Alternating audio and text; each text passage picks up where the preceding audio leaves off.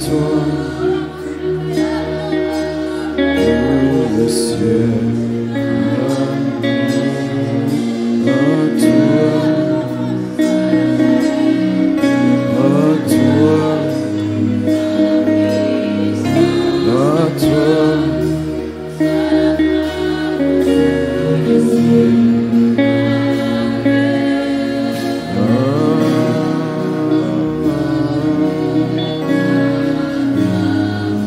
Ton règne vienne,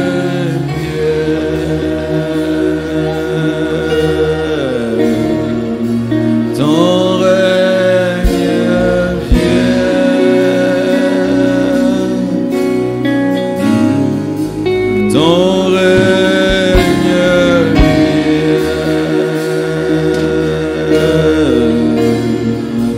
ton règne vienne. Que ton règne vienne, ton règne vienne, Abba Père, ton règne vienne,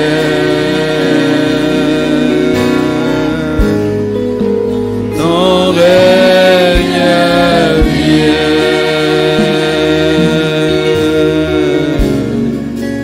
ton règne.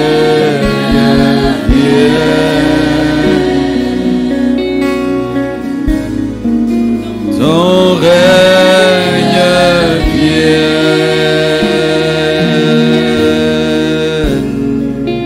ton règne vienne, que ton règne vienne,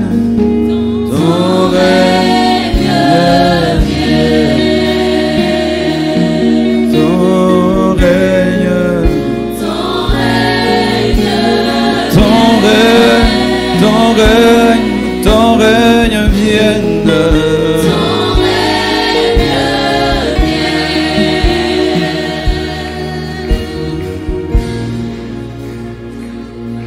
Je veux rester là, devant ta face. Je veux rester là, plus près de toi. Je veux rester là, devant ta face. Je veux rester là, plus près de toi. Je veux rester là, devant ta face. Je veux rester là, plus près de toi. Être là, être là, être là, plus près de toi. Je veux rester là, oh, devant ta face. Je veux rester là, plus près de toi. Naumela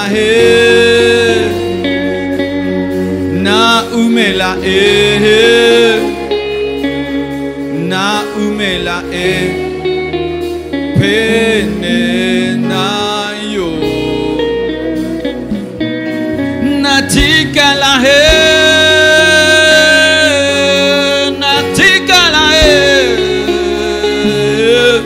natikala penenayo mosikate mosikate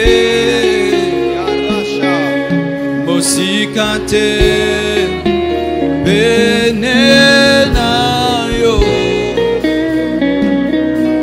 Je veux rester là, devant ta face. Je veux rester là, plus toi.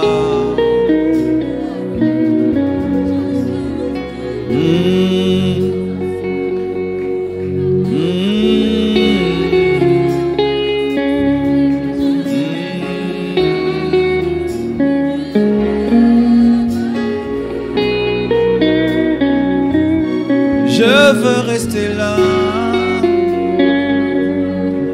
devant ta face. Je veux rester là, plus près. Naumelae,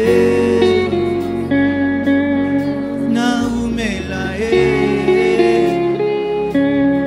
Naumelae, Penenayo, Natikalae.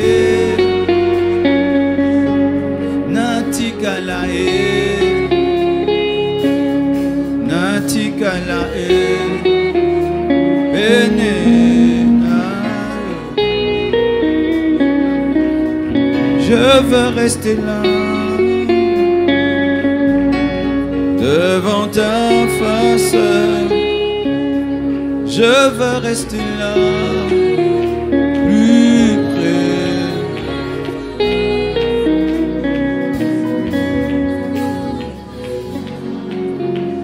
Nous t'adorons, nous te bénissons. Nul n'est comme toi, nul n'est semblable à toi.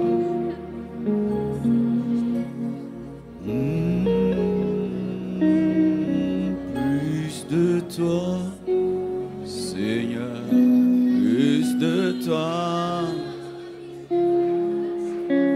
plus de ta ressemblance, plus de toi, yes.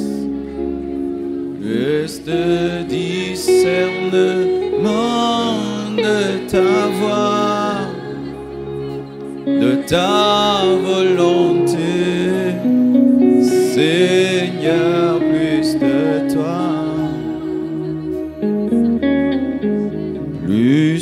toi, Seigneur, plus de toi. Plus de ta ressemblance, plus de toi, plus de discernement de ta voix, de ta volonté, Seigneur, plus de toi. Plus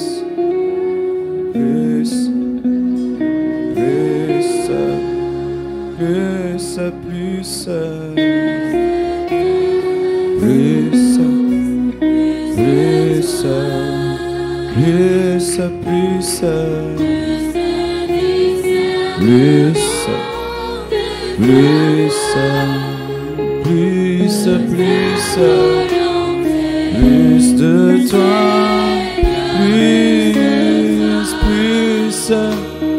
plus de toi, Seigneur, plus de toi,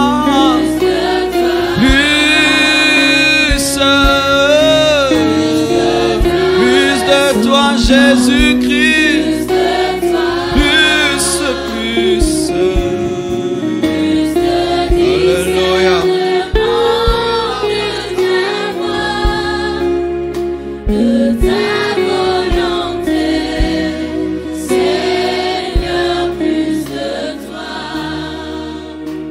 De ta volonté, Seigneur, plus de toi, de ta révélation, Seigneur, plus de toi,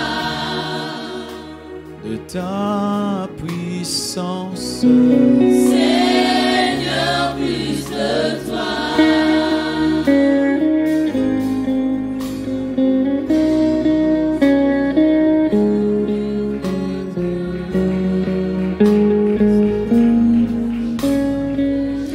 Répands sur nous comme une pluie, il brise les légère dans la douceur de ta présence. Ta nuée nous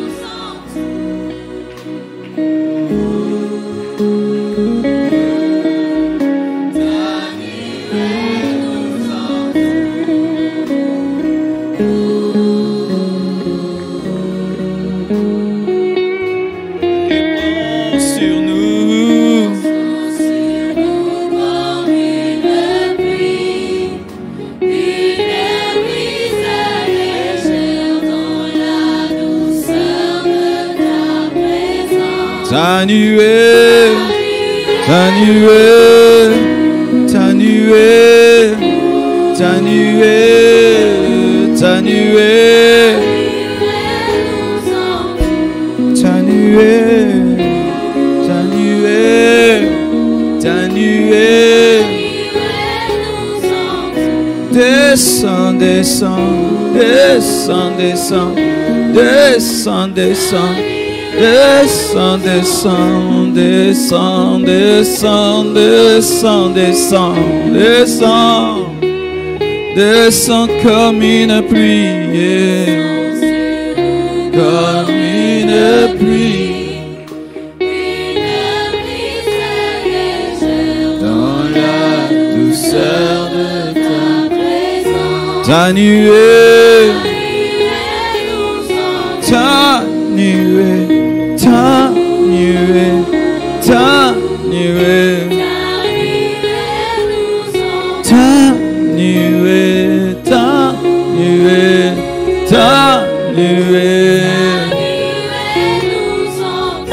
Descends, descends, descends, descends, descends.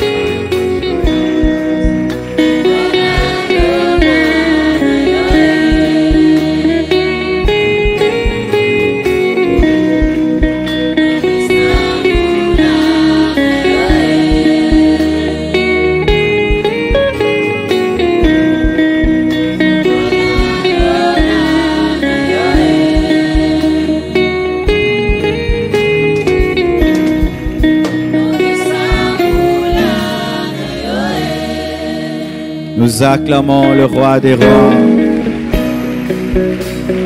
Nous acclamons le roi. Nous acclamons.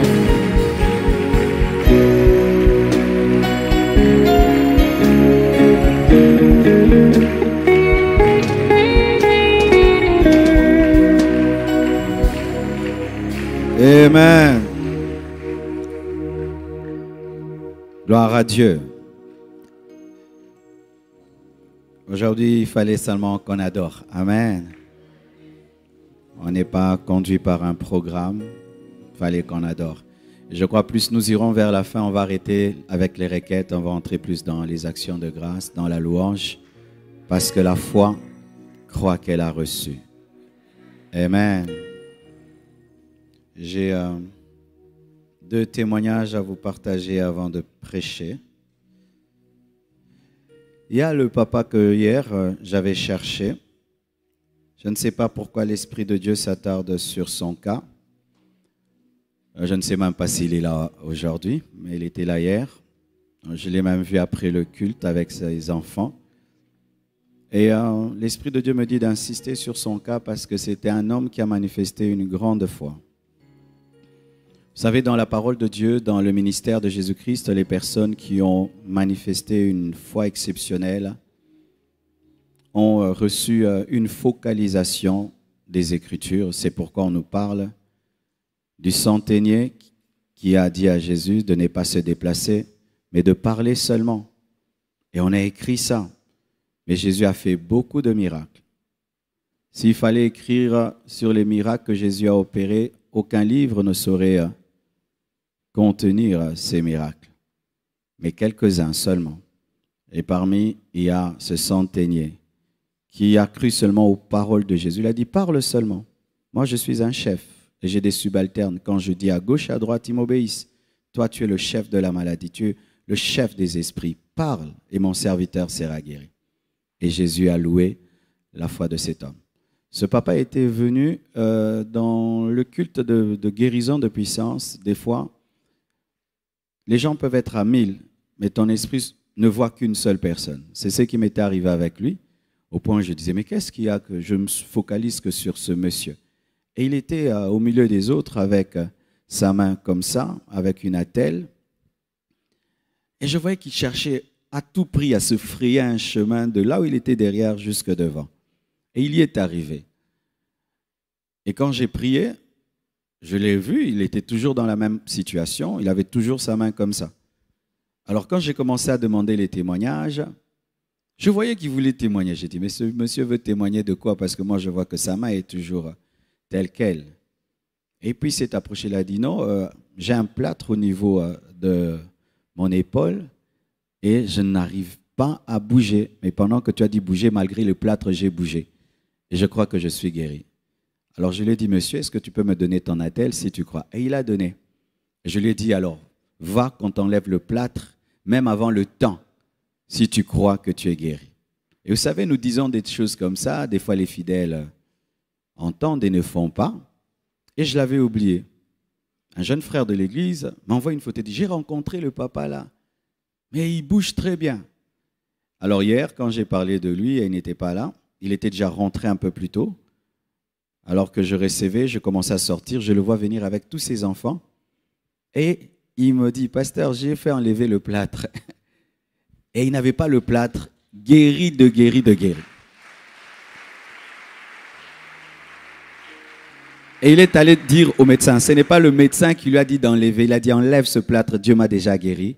Et Dieu l'a totalement guéri. Alléluia. Nous acclamons le Seigneur pour cela.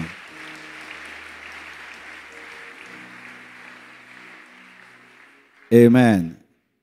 Aussi, il y a une sœur qui avait un problème avec sa peau. Vous savez, on a prié pour les maladies de peau. Elle avait une peau qui devient, on appelle ça peau d'orange. Je vais lire son témoignage, ça nous vient de l'étranger. Il dit, ma peau, oui, sa peau était comme ça. On appelle ça peau d'orange. Quand des nouveaux mots que je ne connaissais pas. Elle dit, ma peau me démangeait et devenait comme une peau d'orange. Et pendant 5 à 10 minutes, donc après 5-10 minutes, sa peau la dérange comme ça et devient comme une peau d'orange. Et après, ça revient normal. Donc 5 à 10 minutes, peau d'orange. Et puis elle devient normale. 5 à 10 minutes, peau d'orange.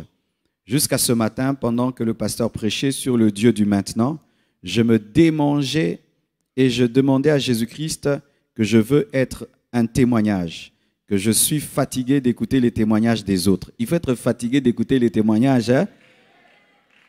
Et le Seigneur m'a accordé cela. J'avais aussi un bouchon dans l'oreille gauche qui me faisait très mal depuis des années. Et aujourd'hui, Dieu l'a guéri. Donc le bouchon au niveau de l'oreille a quitté. Sa peau d'orange a été guérie.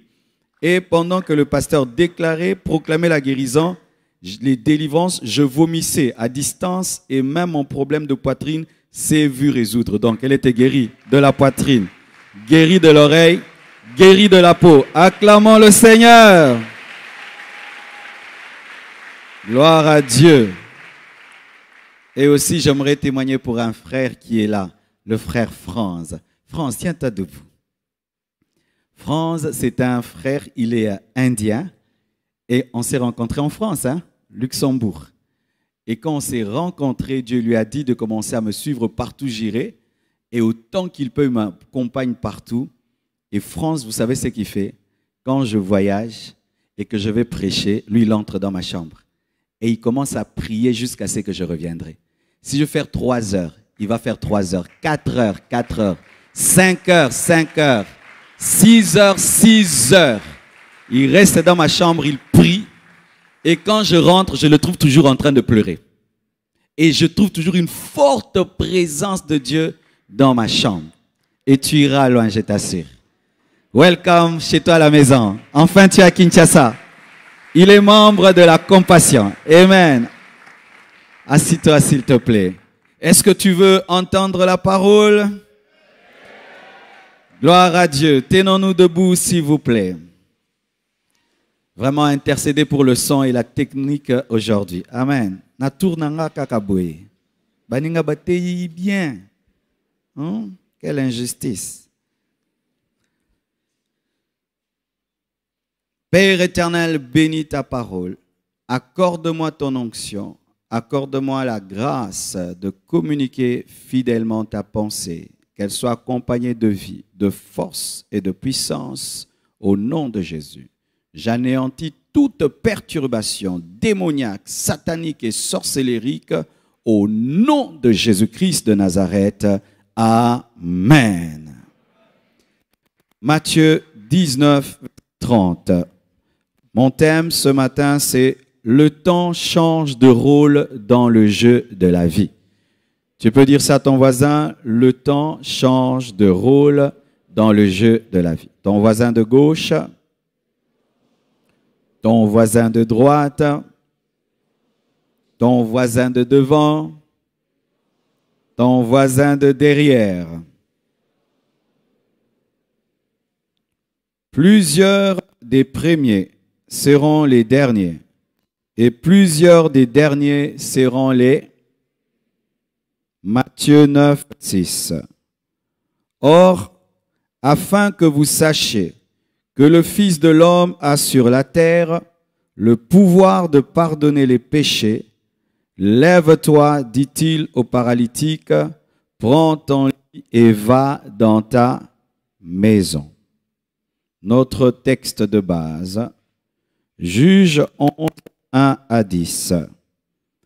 Jephthé le Galadite était un vaillant héros. Il était fils d'une femme prostituée. Et c'est Galad qui avait engendré Jephthé.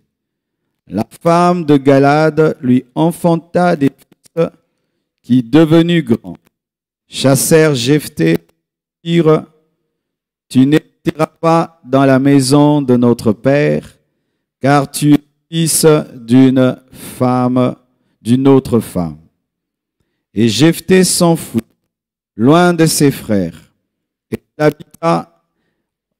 Réglez-moi ce son, s'il vous plaît. Et Jephthé s'enfuit, loin de ses frères, et il habita dans le pays de Tob. Des gens de rien se rassemblèrent auprès de Jephthé, et ils faisaient avec lui des excursions. Quelque temps après, les fils d'Ammon firent la guerre à Israël. Et comme les fils d'Ammon faisaient la guerre, à Israël, les anciens de Galad allèrent chercher Jephthé au pays de Tob. Ils dirent à Jephthé, « Viens, tu seras notre chef, et nous combattrons les fils d'Ammon. » Jephthé répondit aux anciens de Galad, « N'avez-vous pas eu de la haine pour moi, et m'avez-vous pas chassé de la maison de mon père? Pourquoi venez-vous à moi maintenant que vous êtes dans la détresse? » Les anciens de Galad dirent à Jephthé,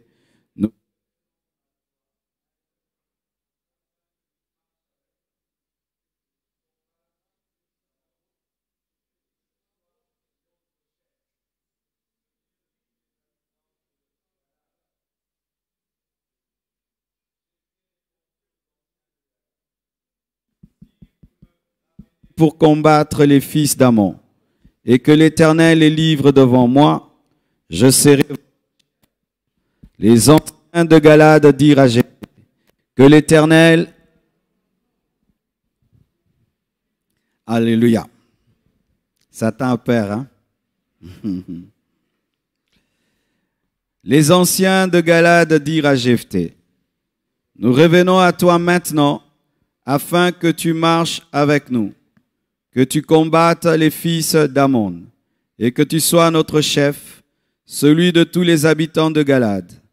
Jephthé répondit aux anciens de Galade, « Si vous me ramenez pour combattre les fils d'Ammon, et que l'Éternel est livre devant moi, je serai votre chef. » Les anciens de Galade dirent à Jephthé, « Que l'Éternel nous entende et qu'il juge si nous ne faisons pas ce que tu dis. » Juge 11, 29.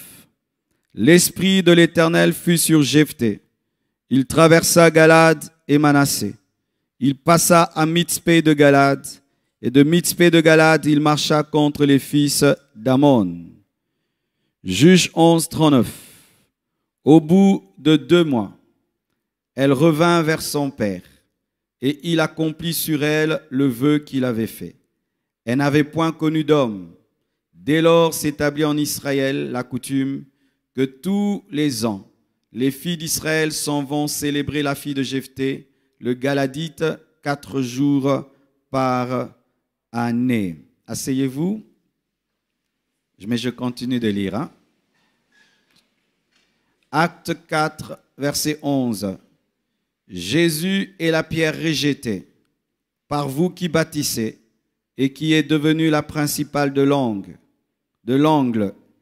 Il n'y a de salut en aucun autre, car il n'y a sous le ciel aucun autre nom qui ait été donné parmi les hommes par lequel nous devions être sauvés. Alléluia. Jean 19, 37. Et d'ailleurs, l'Écriture dit encore, ils verront celui qu'ils ont percé. Nous acclamons la parole du Seigneur.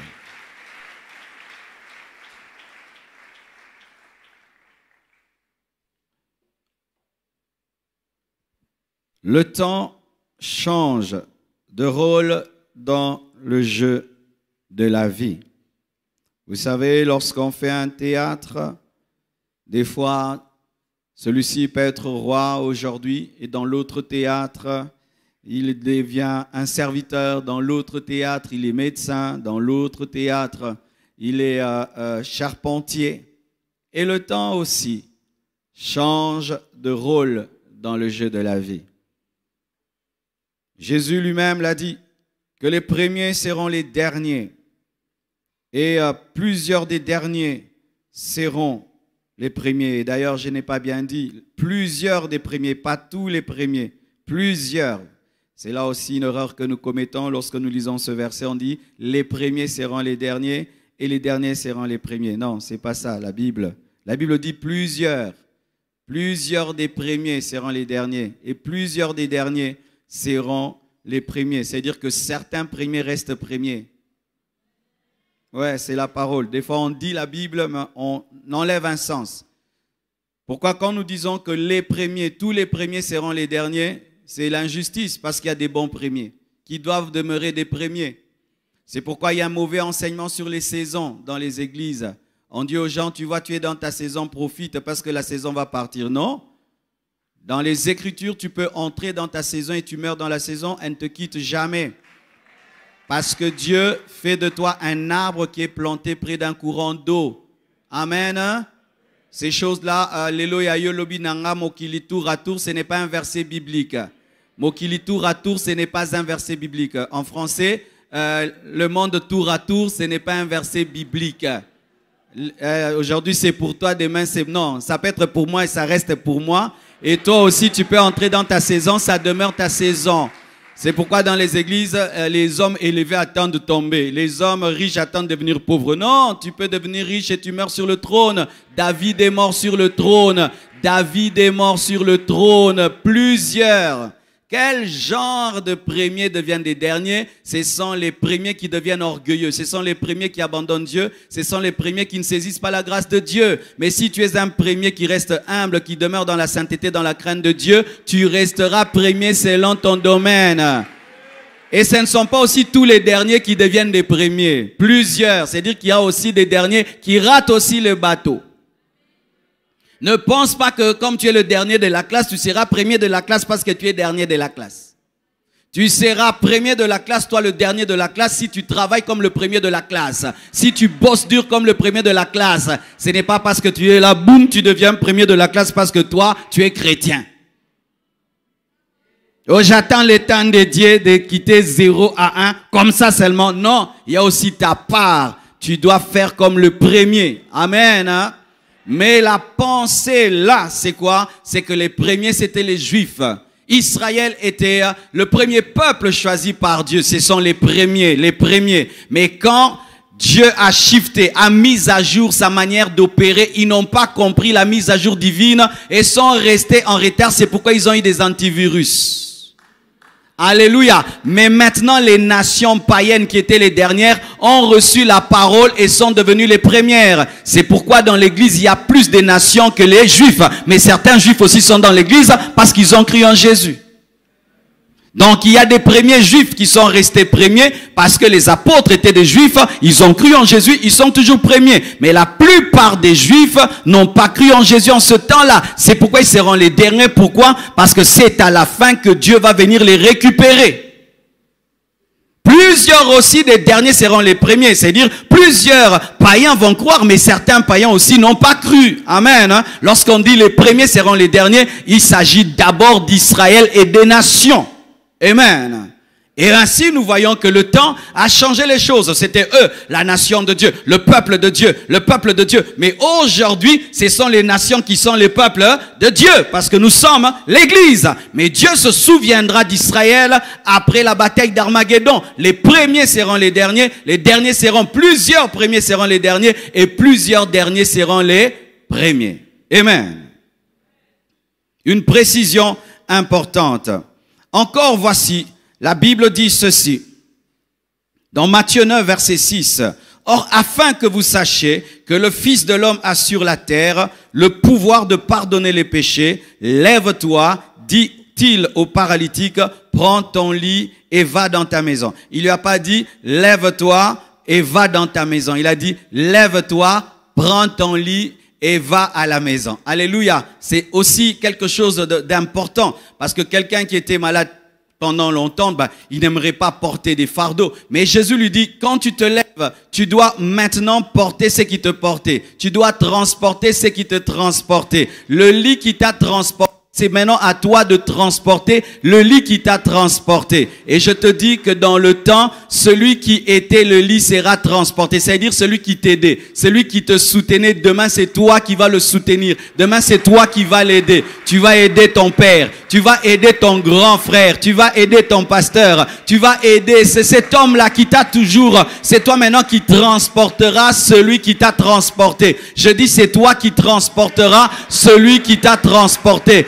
Tu vas transporter ton lit qui te transportait. Tu vas porter ce qui te portait. Tu vas soutenir ce qui te soutenait. Tu vas aider ce qui t'aidait. Tu vas enseigner à celui qui t'enseignait. Tu vas prier pour celui qui priait pour toi. Tu vas bénir celui qui te bénissait. Tu vas aider celui qui t'aidait. Tu rentreras à ta source et tu la béniras. Tu portes le lit de ta paralysie parce que maintenant tu as des pieds. Le temps te donnera les pieds pour transporter ce qui te transportera. Il y a un jour qui arrive dans ta vie. Tu aideras celui qui te payer, alléluia, les études. Tu vas revenir et tu vas payer les études, alléluia, de ses enfants. Pourquoi? Parce que dans le temps, tu dois bénir celui qui t'a béni, alléluia. Tu dois bénir le lit qui t'a béni. Il ne faut jamais oublier les lits qui vous ont béni. C'est pourquoi quand tu deviens un grand homme, bénis tes parents, bénis tes frères, bénis tes sœurs, bénis ton grand frère qui a pris soin de toi, bénis ta grande sœur qui t'a élevé. Alléluia. Vous qui avez grandi chez des grandes sœurs, quand tu deviens une grande dame,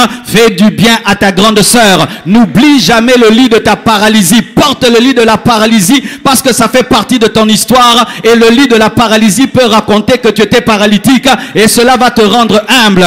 Gardez le lit de la paralysie. N'effacez jamais votre histoire afin que puissiez rester humble. Il ne faut jamais brûler certaines photos. Il faut garder ces photos-là où ta maman te transportait. Comme ça, quand tu deviens une grande dame, tu peux demeurer humble et transporter aussi ta maman, l'amener à l'hôpital, payer les soins médicaux comme elle aussi t'a mené à l'hôpital. Alléluia. Porte le lit de ta paralysie. Alléluia. Et il y a une merveilleuse histoire qui parle de cela. C'est l'histoire de Jephthé. Jephthé veut dire Dieu ouvrira. Dieu ouvrira. Dites avec moi, Dieu ouvrira. C'est ça son nom. Il s'appelait Dieu ouvrira. Et Jephthé était un Galadite est fils de Galad. Galad veut dire fort. Galad veut dire rocailleux, quelque chose de rigide. Et Jephthé était un vaillant héros. Il s'appelait Dieu ouvrira et il était un vaillant héros. C'est-à-dire qu'il allait dans des guerres et il avait des victoires. C'était un champion de Galad. C'était un homme fort de Galad. C'était un homme qui prenait soin de Galad. C'était un homme qui prenait soin de ses frères, qui prenait soin de sa famille parce qu'il était fort. Et le nom qu'il a reçu révélait sa destinée, parce qu'en Israël, on ne donnait pas le nom au hasard. On ne donnait pas un nom parce qu'on regarde un film, on dit tu t'appelles Rambo. Non, c'était vraiment des noms spirituels. Et lui, il s'appelait Dieu ouvrira. Amen. C'est-à-dire qu'il avait une grande destinée. Il était appelé à avoir une grande destinée. C'est pourquoi choisissez des beaux noms pour vos enfants et des noms prophétiques. Alléluia. Aujourd'hui, les noms commencent vraiment à faire rire. Mazda. Il y a des noms comme ça. Oh Dieu, et ma vie est ressuscitée et dire vie, des choses comme ça. Arrêtez de donner des noms qui vont déranger les enfants. Amen. Hein? Il faut des noms que tu reçois de Dieu. Pourquoi? Parce que le nom est une prophétie. Et lorsque Jephthé allait en guerre, même si la guerre était compliquée, quand on disait Jephthé à gauche, on lui disait Dieu ouvrira à gauche. Jephthé à droite, Dieu ouvrira à droite. Ainsi, son nom est un encouragement. Son nom est une prophétie. Alléluia. Ainsi, en vivant avec ce nom, cela l'a encouragé à croire qu'il devait avoir un grand futur. Dieu ouvrira, fils de Galad. Un choc dans la vie de cet homme, Jephthé. Il y avait une lèpre. Il y avait une lèpre. Il y avait un problème. Et souvent, dans la vie de la plupart de nous, quelle que soit ta grandeur, quelle que soit ton excellence, il y a quelque chose dans ta vie qui est comme une lèpre. Parce qu'aucun de nous n'a une vie parfaite. Il y a quelque chose qui te dérange. Et lui, c'était son origine. Jephthé était le fruit du péché. Son père avait couché avec une prostituée et l'avait enfanté. C'était le fruit du péché, de l'infidélité, de l'adultère. Jephthé était le produit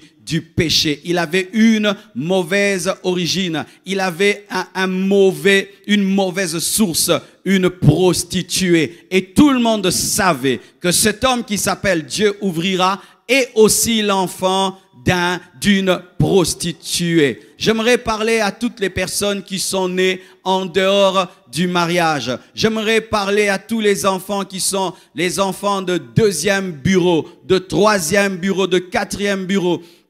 J'aimerais parler à tous les enfants qui sont nés au travers d'une folie, d'un péché des parents, d'une distraction. Même ta propre mère t'a dit que tu es une erreur de jeunesse. Même ton propre père a dit que tu es une erreur de sa vie. Sache que même si tu proviens d'une prostituée, tu es toujours Dieu ouvrira. Alléluia. Car Dieu ne tient pas compte de ton origine pour projeter un futur pour toi. Je répète, Dieu ne tient pas compte de tes origines pour façonner un futur pour toi. Et s'il y a quelqu'un qui a péché, ce n'est pas toi qui as péché, c'est ton père qui a péché, c'est ta mère qui a péché. J'entends des fois des hommes me dire, pasteur, moi je suis né dans le péché, est-ce que Dieu peut m'utiliser? Oui, Dieu peut t'utiliser. D'ailleurs, Dieu aime utiliser des hommes comme toi parce que là où le péché abonde, la grâce de Dieu surabonde.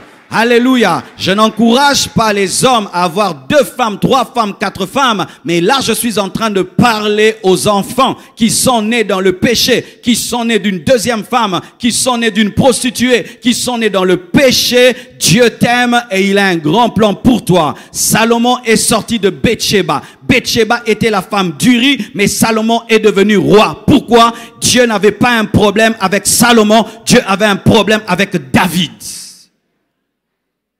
Quel que soit le péché de tes parents, tu peux avoir une grande destinée. Tu peux t'appeler Dieu ouvrira. Quelle que soit ton origine, tu peux avoir un grand futur. Tu peux commencer bas et finir haut. Jésus-Christ est né dans une crèche. Il a fini à la droite de Dieu le Père. Ce n'est pas où tu commences et comment tu viens sur cette terre. C'est où tu vas finir. Où tu vas finir. C'est pourquoi arrête de blâmer tout le temps tes parents. Pourquoi vous avez péché pour m'avoir? Pourquoi pourquoi je suis né ceci. Arrête, ne te concentre jamais sur des choses que tu ne peux changer. Concentre-toi sur ce qui peut changer ton présent et ton futur. Mais tu ne peux rien changer sur ton passé. Quoi que tu t'énerves, si tu es sorti du péché, tu es sorti du péché. Alors arrête de parler de choses que tu ne peux changer.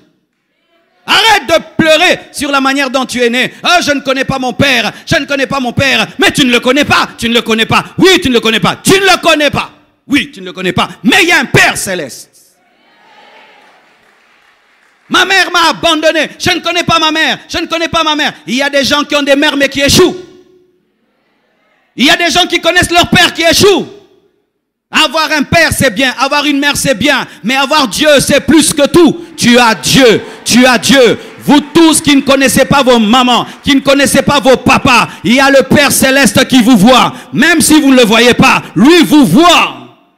Fils de prostituée. Et cela un jour est devenu un problème. Tu sais, il y a certaines personnes, tant qu'elles sont faibles, elles ne manifestent jamais leur méchanceté. Il y a des personnes comme ça que tu ne connaîtras que quand elles deviennent fortes. Et c'est ça le temps. Le temps révèle la vraie nature des hommes. Et parmi la vraie nature des hommes, c'est qu'il y a des gens qui ne deviennent méchants que lorsque méchants que quand ils deviennent en position de force. Lorsqu'il est faible, lorsqu'il n'a pas des moyens, lorsqu'il est faible, il est humble, il paraît loyal, mais c'est une fausse loyauté. Donnez-lui le temps de grandir. Donnez-lui le temps de devenir fort. Donnez-lui le temps de devenir autonome. Et il peut parler à sa mère n'importe comment. Parler à son père n'importe comment. Parler à son pasteur comme si c'était son ami. Parler aux gens n'importe comment parce qu'il est devenu fort. Et la Bible nous dit que les frères de Jephthé, devenus grands, c'est une précision importante. Lorsqu'ils étaient faibles, ils n'ont pas dit à Jephthé, va-t'en, tu n'hériteras pas avec nous. Parce qu'ils avaient besoin de lui. Ils avaient besoin de ses muscles. Ils avaient besoin de sa force. Ils avaient besoin de lui pour qu'il puisse les protéger. Mais là, eux aussi avaient des muscles. Eux aussi avaient la force. Eux aussi étaient capables. Ils n'avaient plus besoin qu'il soit leur vaillant héros. Parce qu'ils pouvaient se débrouiller sans lui. Ils l'ont utilisé. Ils l'ont utilisé. Lui pensait se battre pour ses frères, mais ses frères ne l'ont jamais considéré comme leur frère. Pourquoi? Il avait une mauvaise origine. Il n'avait pas la même mère qu'eux. Lui, il est né dans le péché. Eux sont nés dans la maison. Et de telles choses arrivent même dans les familles aujourd'hui. Vous avez un grand frère qui est né lorsque votre père ne s'était pas marié. Il a connu une fille comme ça et il n'a jamais épousé leur maman, cette femme. Et après il se marie et il épouse et il a des enfants. Et pendant que vous êtes jeune, il y a ceci, grand frère ceci, grand frère. Quand à l'école il y a des problèmes, il se bat pour vous, il se bat pour vous. Et le jour que vous devenez fort, le père meurt. Quand il y a l'héritage, vous dites qu'il n'héritera pas. Des chrétiens, il n'héritera pas avec nous. Il a été avec vous. Il a combattu avec vous. Il a toujours été là tous les jours. Mais quand c'est l'argent, l'héritage, tout d'un coup, il n'est pas de notre famille. C'est pourquoi faites du bien aux hommes sans rien attendre en retour. Toi qui fais le bien aux hommes pour qu'ils te remercient, tu seras déçu. L'homme a une particularité, c'est un ingrat. Dernièrement, j'étais avec le pasteur Soumbele, il m'a donné une révélation extraordinaire. Dieu lui a dit, pourquoi tu veux que les hommes t'aiment? L'homme n'aime personne. Déjà, l'homme n'aime pas Dieu. Maintenant, il va t'aimer toi. Pour que l'homme t'aime, il faut que Dieu entre en lui pour qu'il t'aime. Sans que Dieu entre dans un homme, l'homme ne peut pas t'aimer. Et l'homme est naturellement ingrat. Vous voyez le bébé, il naît, mais il peut mordre le sein de sa mère. C'est notre nature depuis que nous sommes bébés, nous mordons le sein maternel. Je les ai aidés, ils m'ont oublié. Je les ai fait étudier, ils m'ont oublié. J'ai fait ceci, c'est normal qu'ils t'oublient. Ce sont des hommes, mais Dieu n'oublie jamais. Dieu n'oublie jamais. Il récompense même un verre d'eau que tu donnes à l'un de ses serviteurs. Ne faites rien pour avoir quelque chose en retour. Faites les choses pour Dieu. Que tu dises merci ou pas, je m'en fous. Je l'ai fait pour la gloire de Dieu. Donne-moi l'amen.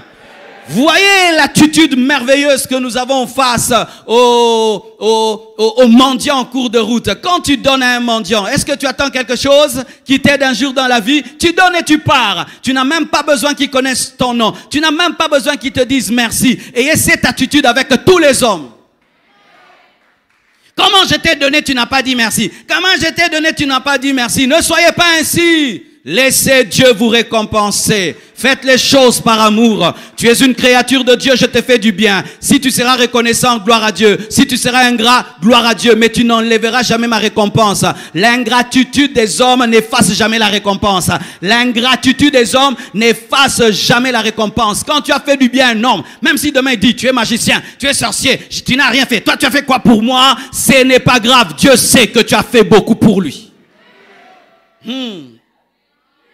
Un jour, une femme dit à son mari, toi, qu'est-ce que tu as fait pour moi? Il a épousé la femme, elle est devenue une grande femme, tout. Un jour, la femme lui dit, hein, toi, qu'est-ce que tu as fait pour moi? Les femmes disent ça des fois au mari, hein, qu'est-ce que tu as fait pour moi? Qu'est-ce que tu as fait pour moi? Et puis le monsieur était très spirituel, a dit, ah, même Bobby Ladawa ne reconnaît pas que Mobutu a fait d'elle la première dame. Alors toi, est-ce que tu peux me reconnaître? Déjà, Bobby Ladawa ne reconnaît pas Mobutu.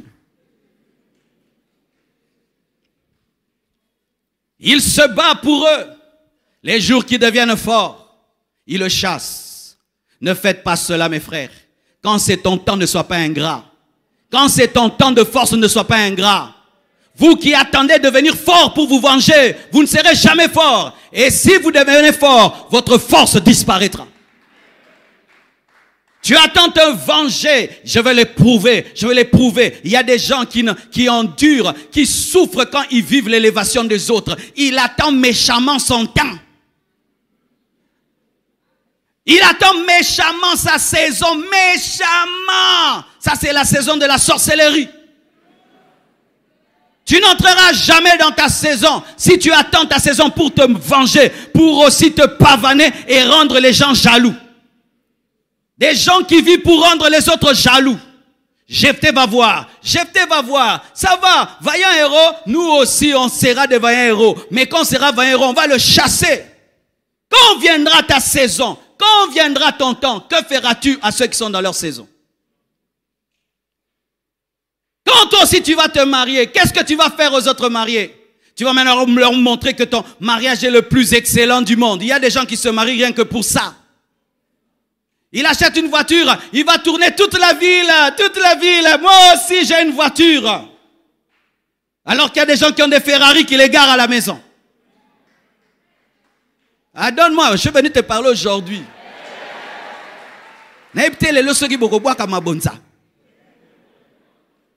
Alléluia. Quand viendra ta saison, ton temps viendra. Est-ce que tu vas utiliser ça pour dire merci à Jephthé ou pour le chasser? C'est pourquoi la véritable soumission, ce n'est pas la soumission à un homme plus fort que toi, mais un homme que Dieu établit sur toi. On ne se soumet pas bibliquement à quelqu'un parce qu'il est plus fort que toi. Moi, tous les collaborateurs qui se soumettent à moi parce que je prêche plus qu'eux ou Dieu m'utilise plus qu'eux, c'est une fausse soumission. On se soumet à quelqu'un parce que seulement Dieu l'a établi. Point barre. Dans nos familles, il y a certains aînés de la famille qui ne sont pas les plus intelligents, les plus forts, les plus beaux. C'est l'aîné de la famille. Mais dans l'église, on se soumet parce que tu es plus fort que moi. Non. Dieu peut établir sur toi un président des départements qui est faible, mais Dieu l'a établi. Dieu peut établir sur toi un homme qui est moins intelligent que toi, qui n'a pas les mêmes diplômes que toi, mais c'est lui que Dieu a établi. Car si ta soumission, c'est sur base, il est plus fort que moi, le jour que tu deviens plus fort que quelqu'un, tu ne te soumets plus. On ne se soumet pas parce que c'est quelqu'un fort. Ce n'est pas un dojo de karaté. Donnez-moi la main. Hein. Il y a des gens qui pensent que l'église c'est un dojo de karaté. Que le pasteur est le pasteur parce qu'il est le plus spirituel, il est le plus loin, le plus grand prédicateur. Non, je ne suis pas pasteur parce que je suis ceinture noire. Je suis pasteur parce que Dieu m'a oint et il m'a établi sur toi. Oh les kangate, mandez pasteur nous. Même si tu deviens milliardaire, je suis ton pasteur. Même si tu ressuscites les morts, je suis ton pasteur. Même si tu connais la Bible en hébreu, en grec, de Genèse, Apocalypse, je suis ton pasteur. Même si tu engendres une église de 100 000 membres, je suis ton pasteur. Les gens C'est pourquoi même dans nos familles, lorsqu'un cadet devient plus riche que l'aîné, il lui manque du respect. Pourquoi? Nous pensons que nous sommes dans des dojos. Alléluia. D'ailleurs, je sais que j'aime dans votre chorale. Votre président, il ne chante pas, n'est-ce pas? Est-ce qu'il chante? Lui, il ne chante pas, mais c'est votre chef, n'est-ce pas? Est-ce que pour qu'il chante, il doit chanter alto? Non. C'est lui que Dieu a établi. Lui, il a la guitare. Toi, tu chantes. Il va te dire, toi, tu chantes. Toi, tu ne chantes pas. Mais il est où? À la guitare. Oh, lui, il ne chante pas. Il n'est pas mon président. C'est lui le président. Le visage n'est pas le cœur, mais c'est le visage qui est vu. C'est le visage qui est vu. C'est le visage qui est vu. Et beaucoup de gens, vous ratez votre saison parce que vous pensez que comme vous êtes devenu fort, Jephthé doit partir. Et il chasse Jephthé. Il dit, tu n'hériteras pas avec nous. Et quand il est chassé, deux personnes devaient intervenir. Son père et sa mère. Personne n'est intervenu. Pourquoi? Sa mère ne peut pas parler. Elle a honte de lui. Et il y a des gens ici, tes parents ont honte de toi. Ceux qui doivent intervenir dans ta vie ont honte de dire que même ils te connaissent. Pourquoi? Parce que tu es une honte pour ces personnes.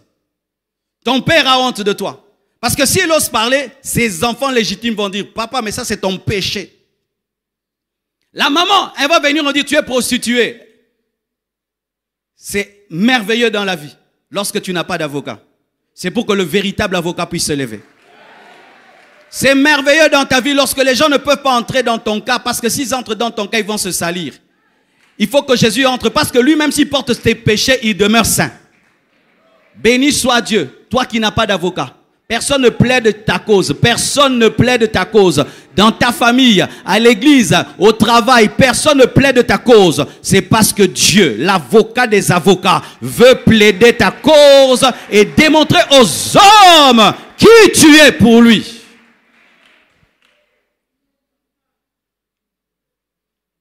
Son père laisse ses enfants chasser leurs grands frères. Son père laisse ses enfants chasser le fils aîné.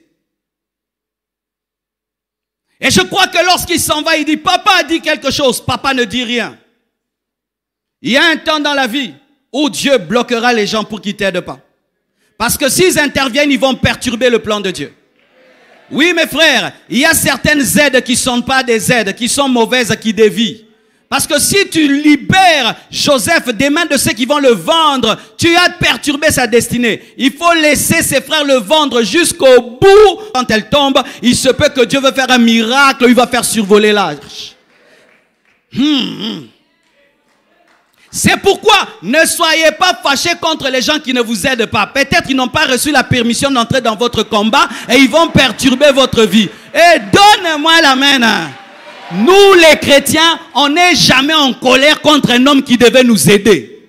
Un véritable chrétien n'est jamais en colère contre un homme qui devait l'aider. Parce que c'est Dieu qui peut même ordonner à un inconnu de te faire du bien. Il a nourri son serviteur Élie avec un corbeau, un animal impur, lui a donné une nourriture pure. Dieu a plusieurs manières de t'aider. Mais si tu arrives à un moment où personne ne t'aide, c'est le temps où Dieu veut maintenant. C'est révélé dans ta vie et que tu puisses dire, ça c'est l'élévation made in Dieu, made in Jésus. Alléluia. Parce que dans la vie, lorsque tu dois avoir un témoignage qui sera un encouragement toute ta vie, qu'est-ce que Dieu fera? Il va t'aider à pouvoir dire, ça ce n'est que Dieu. Et des fois, il fait quoi? Que tous ceux que tu connais ne puissent pas t'aider pour que tu sois sûr que ce n'est pas par compassion qu'ils t'ont aidé. Et que tu puisses être sûr que ça, c'est le surnaturel de Dieu. Oh, donne-moi un amen.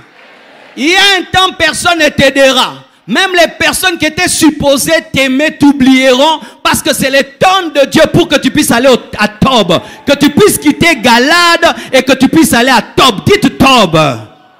Galade était une grande ville, Tob une petite ville. Et Tob veut dire bonté. Il devait quitter Galade qui est le roc, aller à bonté. Pour vivre les bontés de Dieu, il faut que papa Galade t'abandonne pour que tu ailles à Tob. Je me souviens un temps dans ma vie, je suis passé par des moments difficiles. Je n'avais pas de maison, je ne savais pas manger, je n'avais même pas un endroit où vraiment me laver. Et je voulais en parler à mon père, à mes frères. Dieu m'a dit, tu ne le dis à personne, c'est Tob. Lelo Makambo. Alléluia. Alléluia. Oh, bénis le Congo, Seigneur. Alors, mes frères, j'habitais un garage. Pour que je mange, je devais prier. Pas prier pour la nourriture, prier pour la nourriture invisible. Pour que cette nourriture vienne. J'appelle le poulet. Ah oui, oui, oui. J'appelle le riz. J'appelle la chaussure. Des fois, je pouvais tenir un séminaire, je n'ai pas de vêtements à porter. Je n'ai que les vêtements du premier jour. J'ai appris à appeler les chaussures. Et appeler maintenant des millions. La même foi qui appelait la chaussure, la même foi appelle des millions. La même foi qui appelait le riz, la même foi appelle des maisons. La même foi qui appelait le foufou, la même foi appelle des choses. Quand tu es dans le dojo et on t'aide trop, tes muscles ne vont pas se développer. Pour que tes muscles se développent en musculation, toi-même tu dois torer. Tu dois torer 5 kilos, 10 kilos, et puis ça monte. Un jour 100 kilos. C'est pourquoi Galate ne viendra pas t'aider parce que toi-même... Ton père t'a abandonné, c'est Dieu qui veut t'amener à Tob. Ton grand frère ne t'aide plus, c'est Dieu qui veut t'amener à Tob. Celui qui t'avait promis ne le fait pas, c'est Dieu qui veut t'amener à Tob. Pourquoi? Parce que tu dois avoir une musculation spirituelle qui va te permettre d'entrer dans ta destinée.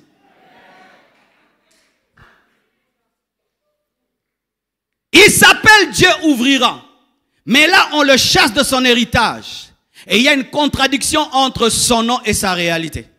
Il y aura toujours un temps dans ta vie, tu auras un grand nom et une petite vie. Il y aura toujours un jour, tu t'appelleras, Dieu ouvrira, mais ta vie c'est Dieu ferme. Il s'appelle Dieu ouvrira, mais on est en train de le chasser de son héritage. C'est un test où Dieu veut voir si tu crois en ton nom ou tu vas changer de nom, Dieu fermera. Continue à t'appeler, Dieu ouvrira, même si la vie fermera.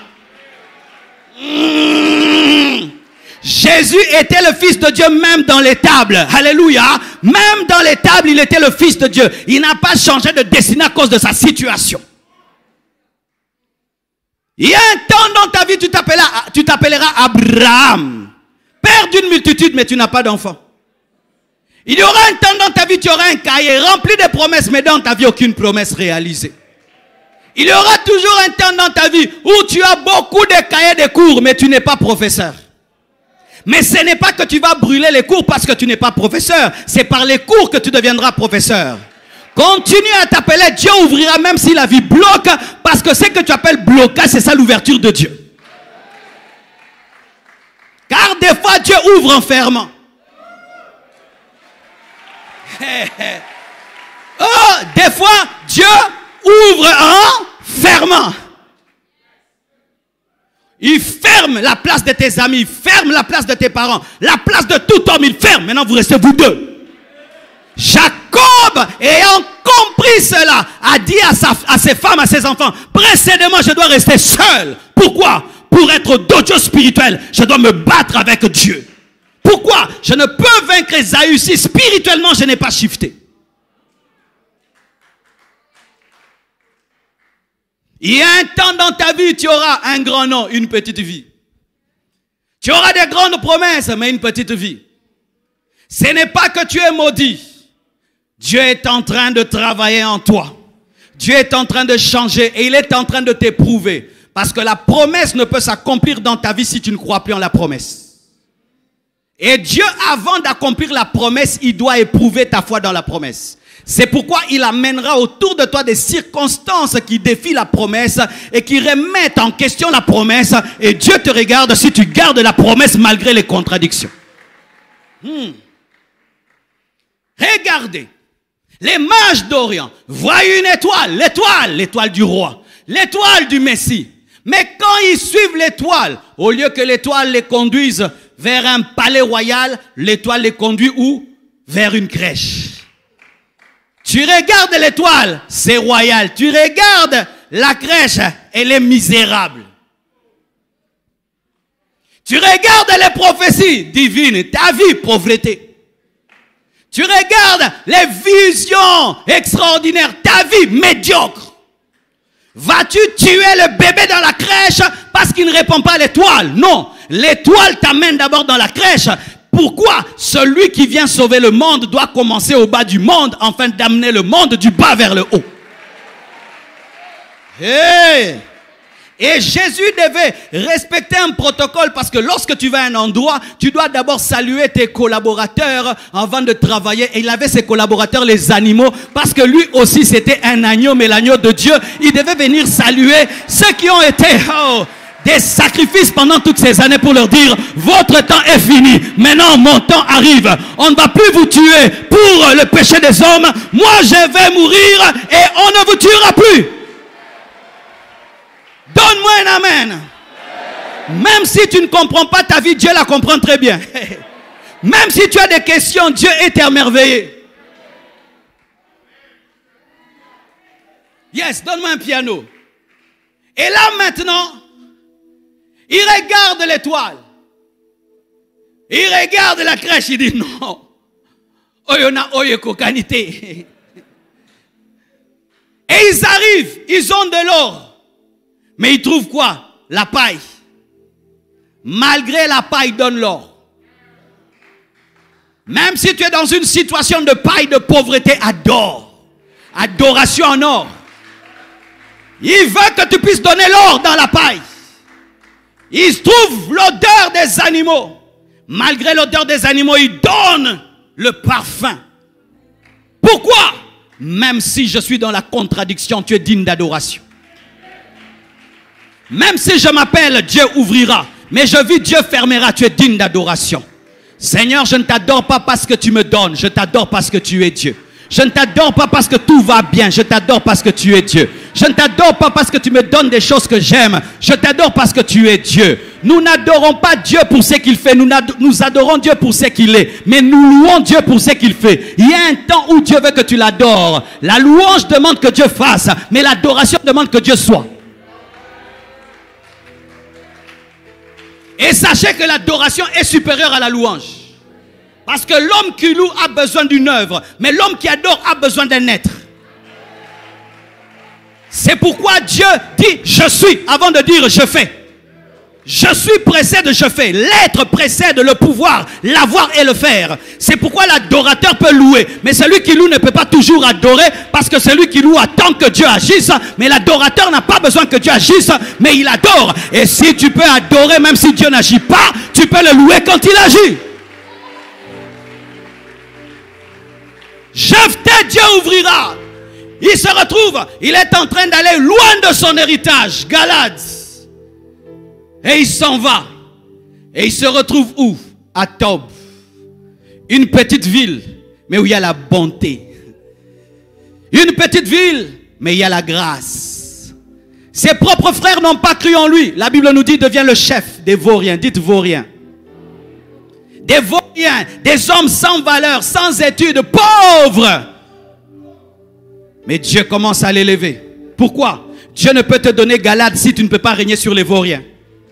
Car celui qui est fidèle en peu de choses, Dieu lui confiera des plus grandes choses. Avant que Dieu ne te donne des grandes choses, il va te tester dans des petites choses. Même si tu as la promesse des grandes choses, tu dois veiller sur les petites choses. Tu ne peux régner sur l'Égypte si tu ne peux pas prendre soin des biens de Potiphar et des biens des prisonniers. Tu dois bien gérer la prison avant de régner sur l'Égypte. Et tu dois prendre soin de Tob avant de prendre soin de Galade. Tu dois être un bon gouverneur avant de devenir président de la République. Tu dois être un bon chef du quartier avant de devenir un gouverneur. Tu dois être fidèle dans ton département avant d'être prédicateur. Tu dois être fidèle en peu de choses et Dieu te confiera des grandes choses. Tu dois être fidèle dans le secret avant que Dieu ne t'élève dans le public. Des hommes de rien viennent vers lui.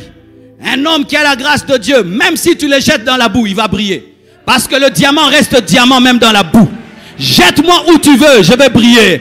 Rejette-moi partout, je vais briller. Le diamant est diamant à Kinshasa, diamant à Anvers, diamant à Bruxelles, diamant en Haïti, diamant partout. Tu es diamant partout. Tu es un diamant partout, frère.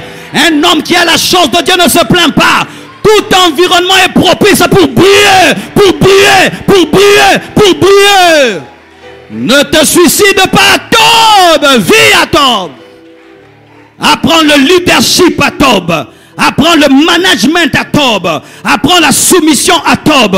Apprends l'humilité à Tob. Apprends le brisement à Tob. Apprends l'effacement à Tob. Sois formé pour être leader à Tob.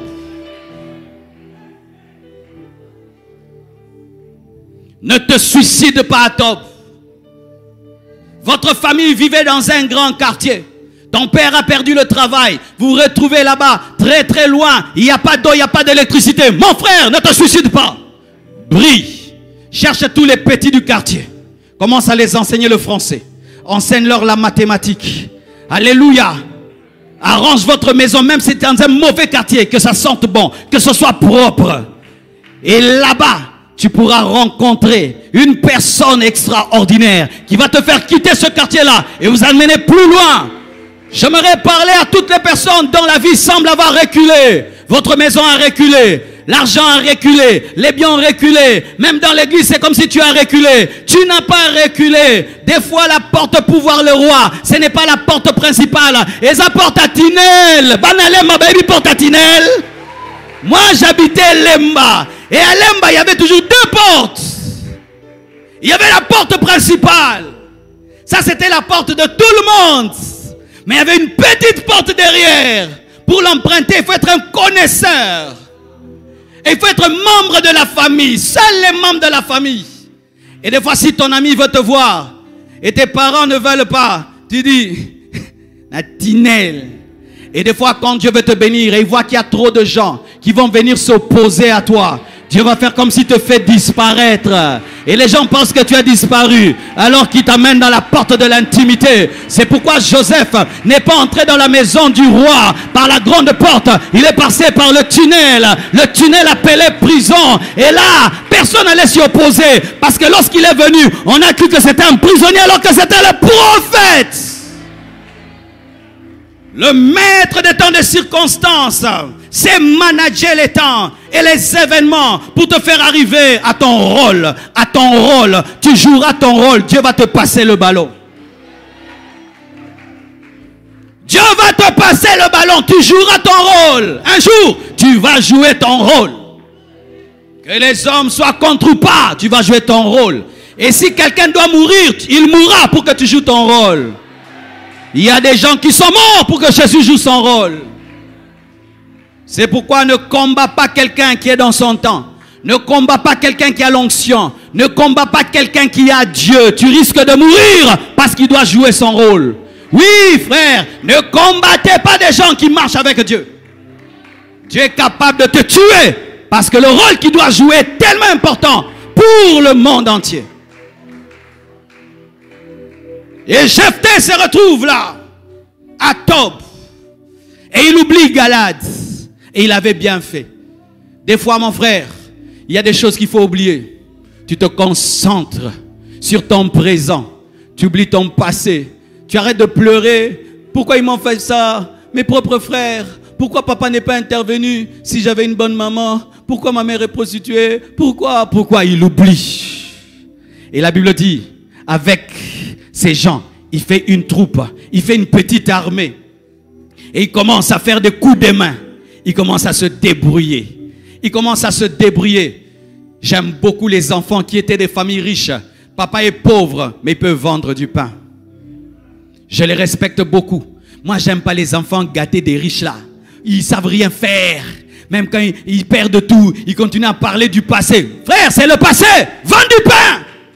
Vends du pain. Présentant les photos quand tu étais en Europe, c'est le passé. Vends du pain.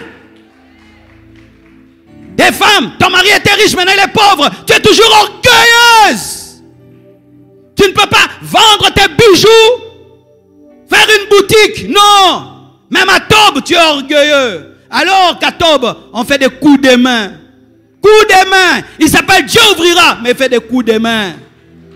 Tu dois manger la manne en attendant le lait et le miel pour ne pas mourir d'un ulcère d'estomac. L'ulcère d'estomac ne doit pas te tuer. Mange la manne et la caille. Même si c'est monotone, même si ce n'est pas ton goût. Mange pour garder un estomac capable de boire le lait et le miel. Tu dois rester vivant. Tob ne doit pas te tuer. Le désert ne doit pas te tuer. Certains sortent des épreuves avec des gastrites, avec des ulcères. Et quand Dieu te restaure, tu te dis vraiment, pourquoi j'ai eu cette maladie?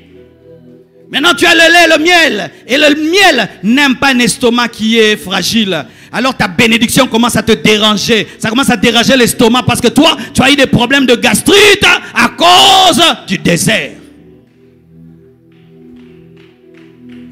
Alors que le désert permet d'apprécier Canaan. Le désert, manger la manne te permet d'apprécier le lait, le miel.